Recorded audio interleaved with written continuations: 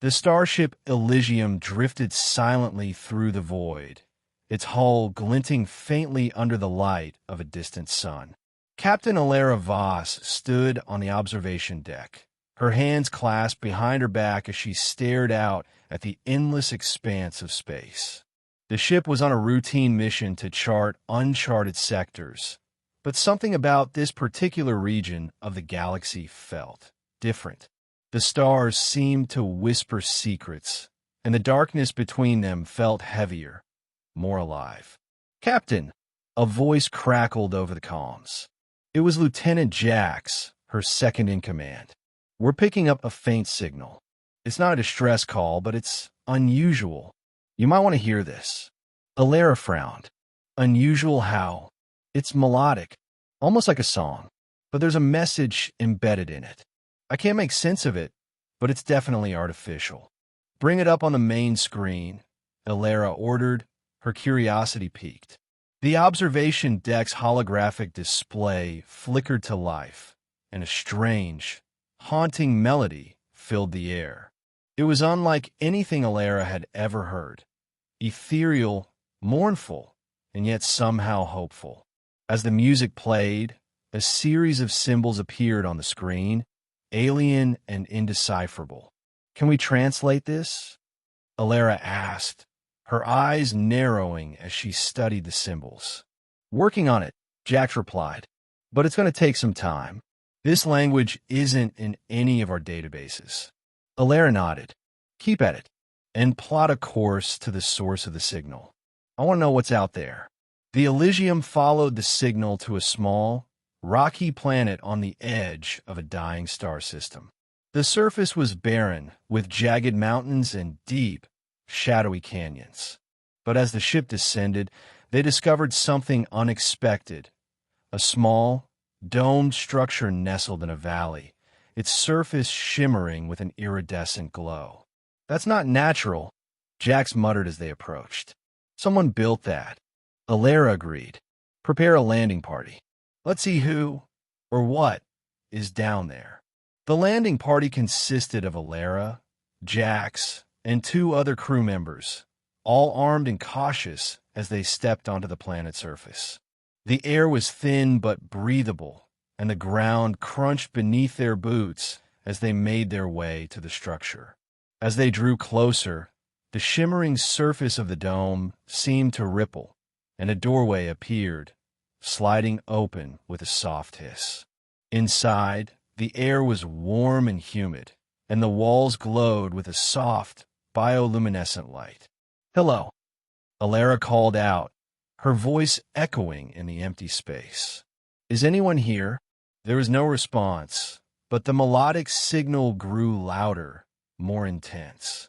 They followed it deeper into the structure, until they reached a large, circular chamber.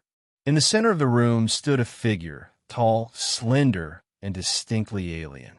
The alien was humanoid in shape, with smooth, pearlescent skin and long, flowing hair that seemed to shimmer like starlight. Its eyes were large and luminous, filled with a deep, sorrowful intelligence. But what struck Alara the most was the expression on its face, a look of profound loneliness and desperation. "Who are you?" Alara asked, her voice steady despite the tension in the air. The alien tilted its head, studying her with those luminous eyes. Then it spoke, its voice a soft, melodic hum that resonated in their minds rather than their ears. "I am Zanara, widow of the lost ones. My children are homeless, and my heart is heavy with solitude. I have called out to the stars, hoping for a kind soul to hear my plea. Will you help me, human?" Alara exchanged a glance with Jax, who looked just as bewildered as she felt.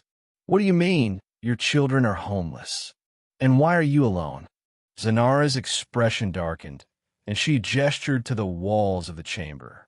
As she did, the bioluminescent light shifted, forming images that told a story of a once thriving civilization brought to ruin by a cataclysmic event. Zanara's people had been wiped out, leaving her and her children as the last survivors. My children are not of my body, but of my heart, Zanara explained. They are the last remnants of my people, preserved in stasis until a new home can be found. But I cannot do this alone. I am weary, and my time grows short. I need someone to care for them, to guide them, to love them as I have. Alara felt a pang of sympathy for the alien widow. She understood loss, understood the weight of loneliness. But this was no small request. Why us? Why did you call out to humans? Because your kind has a capacity for compassion that is rare in the universe, Zanara replied. I have watched your species from afar, seen your acts of kindness and selflessness. I believe you are the ones who can give my children the future they deserve. Alara hesitated, her mind racing. This was a monumental decision, one that would change the course of their mission, and possibly their lives. But as she looked into Zanara's eyes, she saw a reflection of her own pain, her own longing for connection. All right, she said finally, we'll help you. But you have to understand, this won't be easy. We'll need to find a safe place for your children, a place where they can thrive. Zanara's expression softened, and she reached out a slender hand to touch Alara's cheek. Thank you, human. You have given me hope when I thought there was none left. The Elysium returned to the ship with Zanara and the stasis pods containing her children. The crew worked tirelessly to integrate the alien technology into their systems, ensuring the pods remained stable during the journey.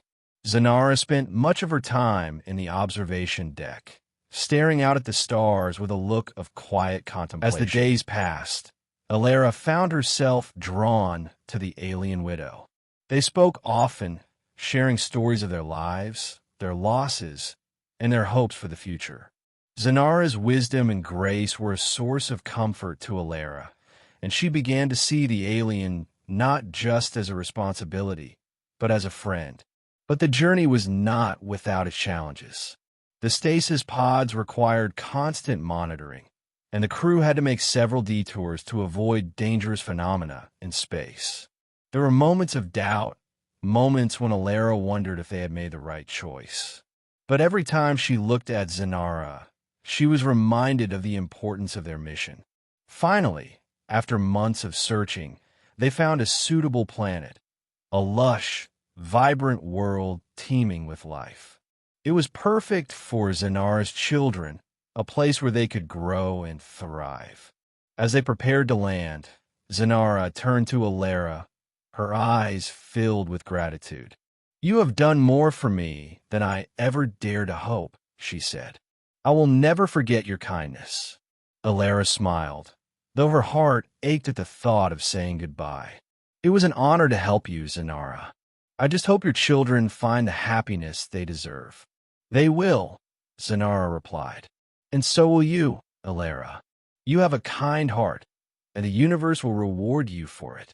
The landing was a success, and Zanara's children were awakened from their stasis. They were beautiful, ethereal beings, full of curiosity and wonder as they explored their new home.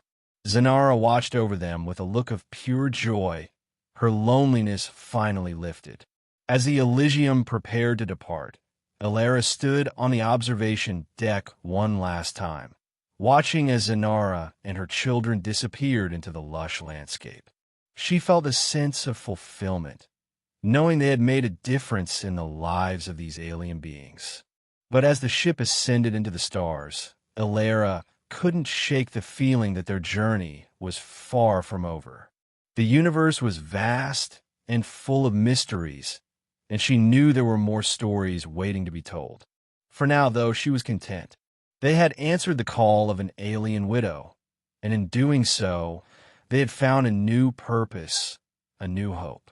And as the stars stretched out before them, Alara felt a sense of peace, knowing that somewhere out there, Zanara and her children were safe, loved, and free.